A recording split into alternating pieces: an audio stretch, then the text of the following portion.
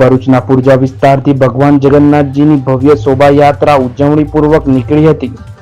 યાત્રા દરમિયાન ભક્તોનો ભારે ઉત્સાહ જોવા મળ્યો હતો અને ભરૂચમાં ધાર્મિક ઉમંગનો માહોલ સર્જાયો હતો. આ યાત્રામાં ધારાસભ્ય શ્રી રમેશ મિસ્ત્રી, જિલ્લા ભાજપ પ્રમુખ શ્રી પ્રકાશ મોદી તથા અન્ય આગેવાનો ઉપસ્થિત રહી યાત્રાને ભાવભીની શુભકામનાઓ આપી હતી. શાંતિપૂર્ણ અને વ્યવસ્થિત યાત્રા માટે જિલ્લા પોલીસ વડા શ્રી મયુર ચાવડા દ્વારા કડક પોલીસ બંદોબસ્ત ગોઠવવામાં આવ્યો હતો. દર જગ્યાએ પોલીસ જવાનો અને ટ્રાફિક નિયંત્રણ ટીમો તૈનાત રહી હતી, જેથી યાત્રા નિયંત્રિત અને સુસંગત રીતે સંપન્ન થઈ શકે.